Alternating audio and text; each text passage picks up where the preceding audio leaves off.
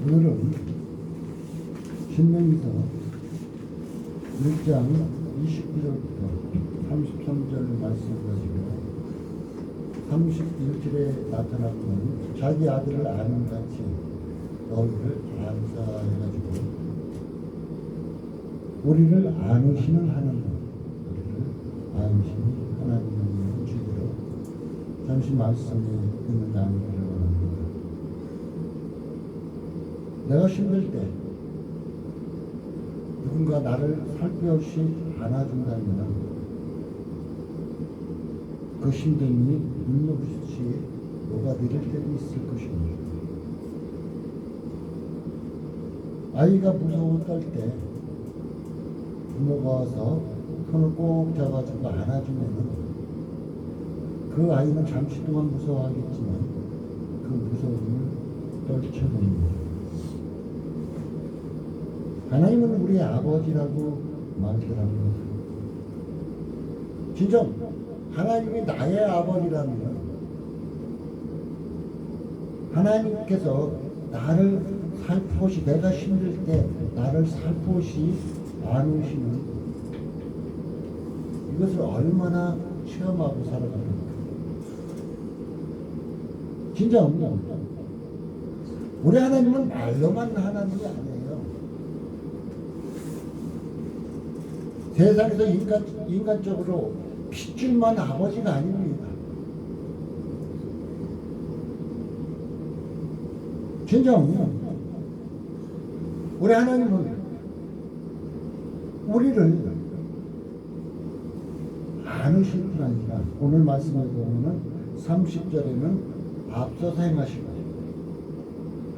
또한 우리를 위해서 싸워주시고 이렇게 행하시는 과정이 나타내주고 있습니다. 지금 출애굽하는 이스라엘 백성들의 모습이 지금 우리가 천국을 가기 위해서 광야길을 걷는 그 모습이랑 별반 다를 것이 없습니다. 우리는 이런 가운데서 하나님이 나와 어떠한 관계이며 하나님이 나를 어떻게 안아주시는가 하는 것을 우리는 살펴볼 필요가 있습니다. 이때 당시는 광야 1년 생활입니다. 이제 가나안 땅 앞에 들어가서 정탐꾼을 보냈었죠. 각 지파마다. 그런데 10지파는 거기에 있는 사람들 너무나 키가 크고 장대해가지고 우리가 도저히 그들을 이길 수가 없어. 신하는 말을 했습니다.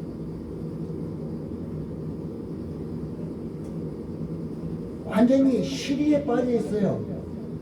또한 지금 현재는 광야예요. 광야의 얼음이라는 우리 대한민국 사람들은 체험하지 못할 거예요. 그 뜨거운 모래 사막, 또한 해가 지고 나면 그 살을 에이는 추움, 이런 과정입니다. 이들은 광야의 얼음 가운데서 안정이라는, 마음의 안정이라는 것은 찾아볼 수 없는 방랑생활이었었습니다. 이들에게 있는 것은 오직 만나와 메추라기 뿐이었습니다. 우리 조금 더 좋은 거 달라고, 지금보다 더 좋은 거 달라고 막 외치죠. 우리도. 이들은 불안하고 힘들고 짜증나서 죽지 못해 끌려가는 삶이었어요.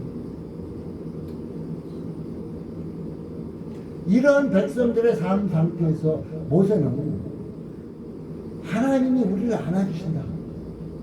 하나님이 우리를 안아주신다고 말하고 있습니다. 그러나 백성들은 믿지 않은 말하고 있습니다. 왜 모세는 하나님이 나를 안아주신다고 말했는데 왜 백성들은 그 하나님이 안아주심을 부정하고 있었을까요? 그 이유는 제가 늘 여러분에게 말하는 것 같이 하나님에 대한 체험이 없었기 때문입니다. 머리로 알고 있는 것은 교만해질 뿐이고 머리로 알고 있는 것은 그냥 아무것도 아니에요. 우리 심정으로, 우리의 마음으로 체험을 해야 되는 거예요. 하나님을 만나게. 모세는 그것을 겪었습니다. 체험했습니다. 그래서 모세는 하나님의 지금 자기 자신을 그 백성들을 안으시고 가신 것을 그는 말하고 있습니다. 그런데 백성들은 부정하고 있습니다. 지금 교회에서 많은 사람들이 이렇게 말할 것입니다. 하나님이 없다고.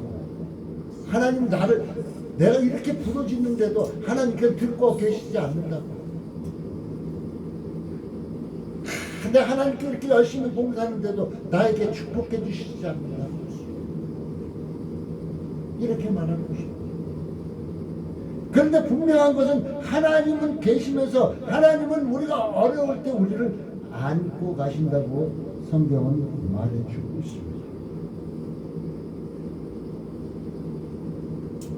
모세는 그 광야의 여정을 고난의 통로로 보지 않았어요.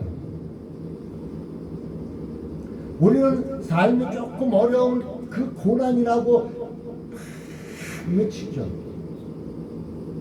그러나 모세는 그 길이 고난의 통로로 보지 않고 그것을 하나님의 품으로 보았습니다.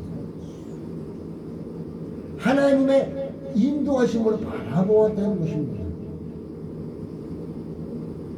그러니까 우리의 마음의 상태, 우리의 믿음의 상태가 하나님을 어떻게 보느냐에 따라서 우리의 상태는 완전하게 달라질 것입니다. 골로새서 3장 1절 2절은 이렇게 말합니다. 너희가 그리스도와 함께 다시 살리심을 받았으면 위의 것을 찾으라. 위의 것을 생각하고 땅의 것을 생각지 말라. 근데 우리 예수님은 끊임없이 위의 것보다는 땅의 것만을 생각할 때가 많습니다. 백성들이 두렵고 불평한 이유는 땅을 바라보았기 때문입니다. 눈에 보이는 현실만 바라보면은 불평할 수밖에 없어요. 우리 인생은 내 눈앞에 펼쳐진 그 어려운 난간만 바라보면 불평할 수밖에 없어요. 주저앉을 수밖에 없어요. 그런데 먹구름 뒤에 태양이 있는 그것을 바라보면은 우리의 마음은 시각이 달라질 것입니다. 우리의 삶은 편하게 달라질 것입니다. 내가 무엇을 바라보고 나가느냐에 따라서 고통이 될 수 있고, 내가 무엇을 보고 나가느냐에 따라서 내 마음이 위로받고 평안이 될 수도 있는 것입니다. 진짜 여러분이 지금 하나님 품 안에 있다고 생각한다면 마음이 평안해질 것입니다. 하나님 품이다. 제가 유튜브를 잠시 어느 한 분의 얘기를 들은 적이 있어요. 임사 체험을 했던 분인데 그분이 이렇게 보니까 예수님께서 어느 큰 교회 앞에 문 앞에서 서성거리고 계시더래요. 그곳에 예수님이 초대받지 못해갖고 들어가지고 있지를 못하더래요. 보니까 그 주일 예배를 드리는데 뭐 세상에서 바라보면 휘황찬란하고 아름답고 멋있게 드리더래요. 근데 거기에는 예배하는 그곳에는 주님이 없었다고 해요. 진짜 우리가 어떤 상태로 하나님 앞에 나오느냐가 굉장히 중요합니다. 지금 이 시간 주안의 때에 우리 주님이 없다면 우리는 헛예배 드리는 거예요. 이 시간 헛것이에요, 헛것. 그러나 주님이 이곳에 계시고 우리의 예배를 받으시고 계신다면 우리는 세상에 귀한 시간을 이 시간 하나님께 드리는 것입니다. 하나님 품에 내가 있다면, 내가 하나님 품에서 믿음 생활하고 있다면 나에게 평안이 될 것입니다. 사람들이 왜 두려워할까요? 왜 염려할까요? 왜 걱정할까요? 그것은 내가 주인 되었기 때문에 그래요. 하나님이 내 안에 계시면서 하나님이 주인 되어 있으면은 평안도 있게 되고 두려움도 없게 되고 이렇게 달라집니다. 근데 내가 아무리 기도 많이 하고 내가 그냥 주일 예배 잘 드리고 한다 할지라도 내 안에 내가 하나님 품 안에 온전히 있지 못하면은 평안도 없습니다. 순간 평안만 있을 뿐이에요. 그 시간만 평안 있을 뿐이에요. 그 시간 지나가면 두려움뿐이에요. 염려뿐이에요. 그래서 하나님 품에서 믿음 생활하고 있다면은 그 사람에게는 평안이 있고 그 사람에게는 찬송은 당연한 것입니다. 여러분 믿음 생활하다 보면 어느 때 나도 모르게 뭐 지금 기쁜 일도 없는데 지금 당장 육신적으로 보면 기쁜 일도 없는데 흥얼흥얼하면서 하나님 찬양할 때가 있죠. 그것이 바로 믿음 안에서 하나님과 함께 생활하는 삶이기 때문입니다. 바로 내가 하나님 품에서 있다면 나의 감정과 행동에는 변화가 일어날 것입니다. 진정 내 속에 그냥 뭐 몇십 년 교회 왔다가 해도 큰 변화가 없다 그러면은 이건 큰 심각한 문제입니다. 앉아있다. 한번 생각해 보시죠. 누구 그 옛날 나를 사랑했던 사람이 나를 안았다고 생각해 보십시오. 좋죠? 기쁘죠? 그냥 자기도 모르게 웃음이 나오죠? 자기도 모르게 마음이 편안해지죠. 근데 앉는다는 것은 여러분 누군가 지금 여러분을 안았습니다. 앉는다는 게 누가 나 안 앉네 하고 머리로만 알게 될까요? 몸으로 느끼잖아요. 누군가 내 손만 잡아도 몸으로 느껴지잖아요.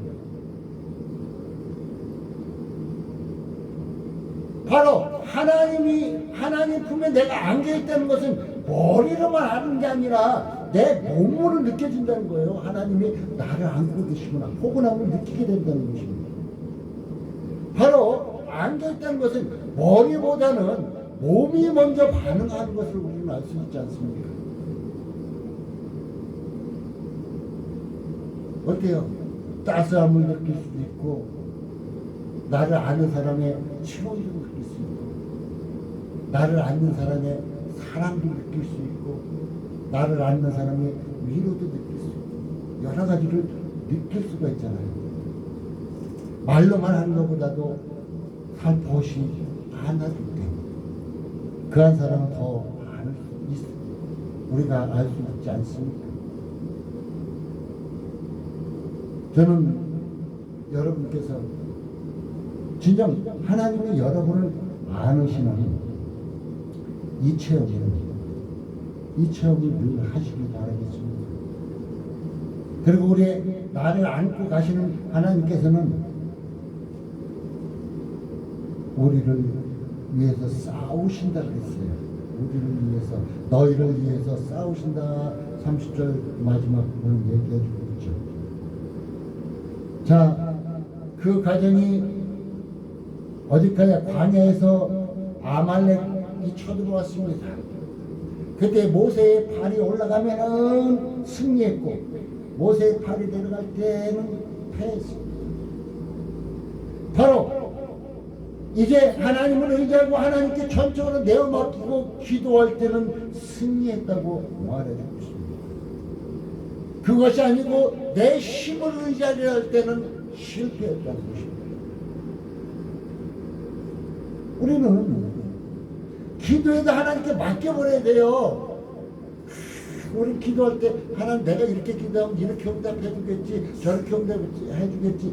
막 답을 다 정답을 내고 기도할 때가 많아요. 그냥 맡기는 거예요. 내 몸을 맡겨버려야 됩니다. 우리가 차에 타도 이 차가 잘못 가면 어떡하지 이렇게 불안한, 그냥 맡기잖아요. 또한 이곳까지 이르게 하시는 아버지가 지금 우리의 필요를 따라서 공급해 주신다고 얘기해 주고 있습니다. 그래서 이스라엘 백성들은 옷이 헤어지지 않았대요. 광야 40년 동안 발이 부르트지 않았대요. 이것보다 더 큰 공급이 없어요. 우리는 욕심내서 막 챙겨주려고 그러지만 그렇게 하고 있잖아요. 하나님. 그리고 우리를 아시는 하나님은 어떻게 할까요? 갈 길을 지시하시는 거예요. 우리가 갈 길을 지시받게 돼 있어요. 지금 우리 세상에 나가면 길이 다 있죠. 그런데 사람이 다니지 않는 산에는 길이 없습니다. 근데 더군다나 사막은 바람이 한번 씩 불어버리면 옛날 다니던 길은 없어져 버려요. 길이 없어요. 길이 광야만. 그런데 오늘 우리 하나님께서 33절에 보시니까 불기둥으로 구름기둥으로 밤에는 불로 낮에는 구름으로 인도하셨다. 길을 인도하시는 과정이 얼마나 축복의 길이냐면 제가 저도 얘기했지 밤에는 기온이 뚝 떨어집니다. 한 5도, 영상 5도 정도, 낮에는 40도, 50도 지켜올렸던 온도가 밤에는 뚝 떨어진대요. 그러니까 불기둥으로 인도하면 편하게 따뜻하게 인도하시는 거예요. 그리고 불기둥으로 밤에 캄캄한데 불기둥으로 인도하면은 그 기둥 따라서 나가면 돼요. 그리고 낮에는 구름 기둥으로 인도하신다는 거예요. 구름으로. 태양빛을 가리면 시원해집니다. 사막은. 습도가 없어가지고 우리나라는 습도가 많아가지고 여름에 그늘에 들어가도 후텁지근한데 광야는 그렇지 않습니다. 그래서 구름 기둥으로 인도하시고 오늘 33절 마지막 부분에 밤에는 불로 낮에는 구름으로 너희의 행할 길을 지시하신 자리라고 분명하게 말해주고 있습니다. 또한 성경에는 이제 독수리 날개치며 새끼를 보호하듯이 우리를 보호해 주셨다고 얘기해 주고 있습니다. 또한 가나안에 정착할 수 있도록 인도하셨습니다. 우리 주님은 이제 천국에 들어갈 수 있도록 끊임없이 이 시간도 우리를 인도하고 계신다는 것입니다. 이사야서 46장 3절에는 이런 말씀이 있어요. 내가 태어남을 안 겪고 백발 되기까지 너를 품을 것이다. 우리 하나님은 태어날 때부터 백발대가 죽을 때까지 품어 주신다고 약속해 주고 계십니다. 고세아서 11장 3절에는 걸음을 가르치시고 내 팔로 안으셨다. 발걸음 우리 갈 길을 가르쳐 주시고 팔로 안으셨다. 곧 부성회를 볼 수 있죠. 율법과 교훈을 가르치고 위태할 때 보호하셨다는 이 말씀이기도 합니다. 하나님을 바로 알아야 우리가 하나님을 바로 알아야 하나님의 알아주심을 체험할 수 있습니다. 하나님을 바로 알지 못하면 하나님의 안아주심을 체험할 수가 없어요. 하나님은 신명기 32장에 창조자라고 했어요. 나를 지으신 분이라고 얘기해주고 있습니다. 내가 너를 지었고 창조하였으니 너는 내 것이라 두려워 말라고 분명히 말씀하고 있습니다. 그리고 신명기서 33장 27절에는 영원한 팔로 너를 안아주시고 대적을 쫓아주시겠다고 약속하고 있습니다. 마태복음 23장 30절은 암탉이 병아리를 날개 아래 모음같이 보호해 주실 것이라고 약속하고 있습니다. 그리고 요한복음 14장 9절에는 예수님이 하나님을 아버지라고 말씀해 주셨습니다. 하나님은 나를 창조하셨고 또한 에베소 1장 4절에는 창세전에 갈라디아서 1장 10절에는 모태에서 우리를 택해 주셨다고 했습니다. 그리고 이 세상을 창조하셨고 이 세상을 주관하고 계시며 만왕의 왕 되신 분이 하나님이십니다. 이 하나님을 우리는 바로 받을 때 하나님께서 나를 안아주심을 체험할 수 있게 된다는 것입니다. 말씀의 세상은 광야와 같 지금 우리는 광야에 사는 거예요. 광야에. 곧 가나안 천국을 한 걸음씩 한 걸음씩 이제 나아가는 것입니다. 중도 포기하면 결승점에 도달할 수 없습니다. 우리가 신앙생활을 포기해버리면 그 천국에 들어갈 수 없습니다. 왜 하나님 품에 안겨야 될까요? 하나님의 품에 안기면은 문제를 극복할 수 있습니다. 나에게 닥친 문제를 극복할 수가 있습니다. 그리고 요한삼서 2절 같이 영혼이 건강해집니다. 영혼이 잘된 같이 하듯이 우리 영이 건강해집니다. 그리고 세상이 두렵지 않아요.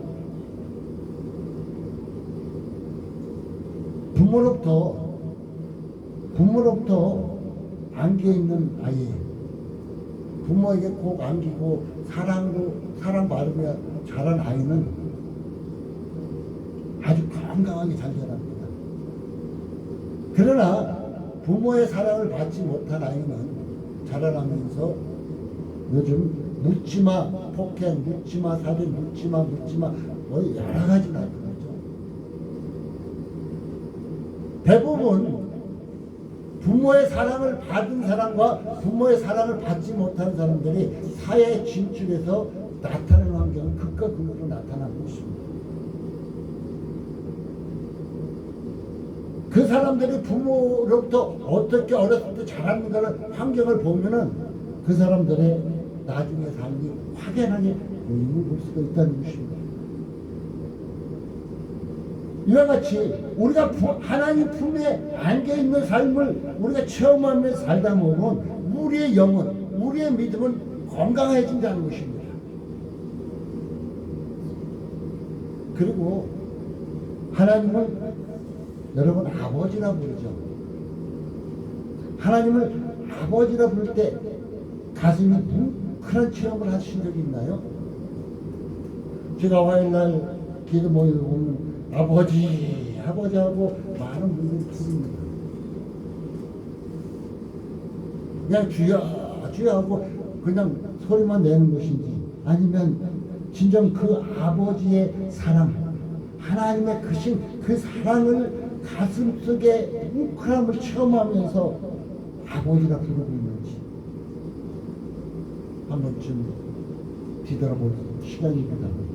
여러분 하나님을 아버지라 부를 때 가슴이 찡하니 뭉클한 적은 없습니까? 이 체험이 있다면 진정 하나님과 함께하는 삶일 것입니다. 육신의 부모는 나를 버렸을지라도 우리 하나님은 절대로 나를 버리지 않는다는 것입니다. 전에도 모래 위에 발자국에 실을 읊었듯이 하나님은 우리를 늘 안아주신다는 것입니다. 체험하십시오. 그렇게 편안할 때보다 여러분이 어려울 때, 순간 힘들 때 하나님이 지금 어디 계신가 한번 보세요.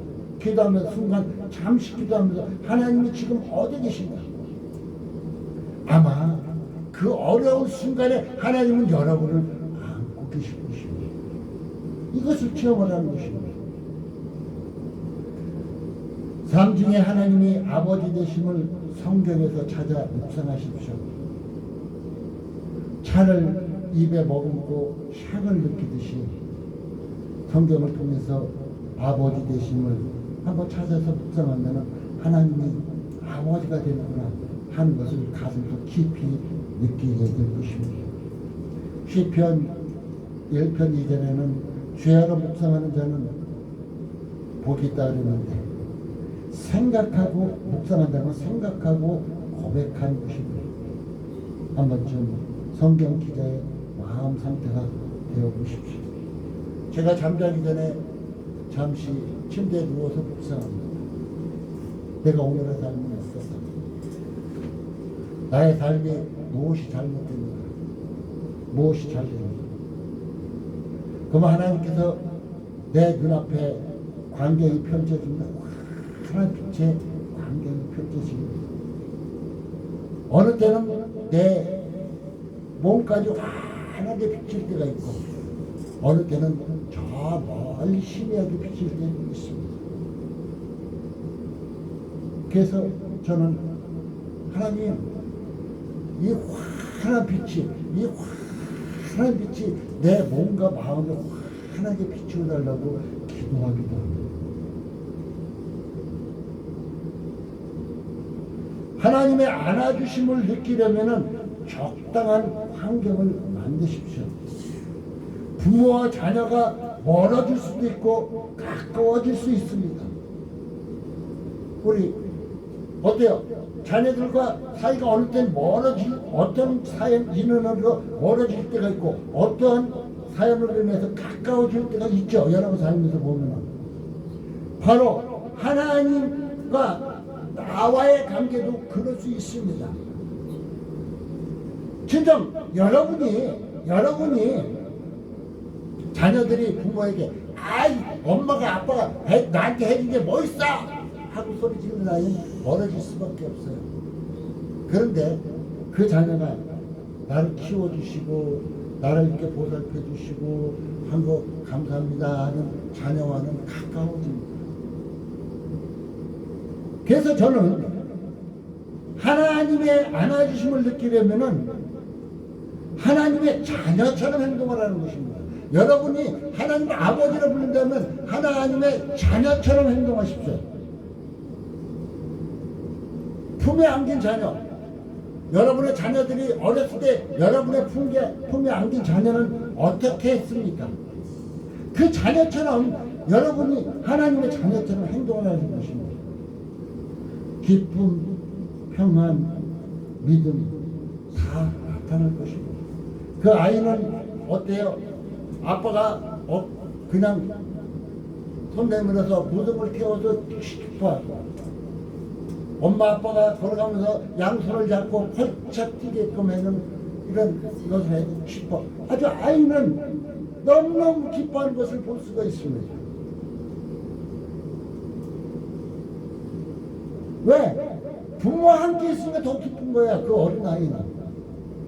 우리도 이렇게 어린아이같이 하나님의 자녀됨을 그냥 행동하세요. 그냥 하나님 앞에 거룩한 척, 그냥 뭐한 척 하지 말고 그냥 어린아이같이 나아오십시오, 하나님 앞에. 그래야 하나님이 함께 하시고 하나님이 안아주심을 체험할 수 있게 되는 것입니다. 자, 그러기 위해서 우리는 마태복음 15장 24절을 기도하고 구하는 대로 받은 줄 믿으라 하는 말씀을 같이 그냥 우리가 기도하고 말씀대로 행할 때 하나님께서 나를 이렇게 안아주신다 확신하는 것입니다. 그냥 하나님의 자녀의 삶으로 사니까 그냥 하나님이 나를 안아주시는구나, 나를 기쁘게 해주시는구나 믿고 행동하면 돼요. 믿고 행동하면. 그리고 우리 하나님은 이 시간도 우리에게 말씀해 주시고 29절 같이 무서워 말라, 두려워하지 말라 명령하십니다. 두려워하지 말라. 내가 너와 함께 하는데 만왕의 왕이고 이 세상을 창조했고 이 세상을 다스리는 만왕의 왕이 너를 안고 가니까 너는 두려워하지 말아라. 이렇게 말씀하고 계십니다. 근데 왜 기도하고 집에 들어갔는데 두려워해요? 하나님 품이 없으니까 없죠. 하나님의 품이 없으니까 두려울 수밖에 없습니다. 자, 결론을 맺겠습니다. 나는 하나님의 품에 안긴 누구다. 자, 따라합시다. 누구다 할 때 자기 이름을 누구세요? 나는 하나님 품에 안긴 누구다. 유지숙이다, 해수다, 허영식이다. 나는 하나님의 품에 안긴 허영식이다. 나는 하나님의 품에 안긴 유지숙이다. 나는 하나님 품에 안긴 김혜수다. 이렇게 한번 해보세요. 자, 나는 하나님 품에 안긴 누구다. 시작. 나는 하나님 품에 안긴 허영식이다. 예. 이것을 늘 확신하게 하십시오. 두려워 말라고 하나님께서 365번의 성경에 기록되어 있습니다. 1년이 며칠이에요? 365일입니다. 그러니까 날마다 하나님께서는 우리를 안아주는 영식아, 여러분의 이름은 누구야? 두려워하지 마. 두려워하지 마. 이렇게 말씀하고 계신 것입니다. 이제 우리 주님은 광야에서 반석에서 물나게 하시고 만나로 매출하기로 불기둥으로 구름기둥으로 체험신앙을 우리를 통해서 이스라엘 백성들을 인도하고 계셨습니다. 우리가 진정 하나님의 함께 하심을 체험할 때, 하나님이 먹이시고 기르시는 그 체험을 할 때 우리 앞에는 축복의 은혜가 오게 될 것입니다. 체험해야죠.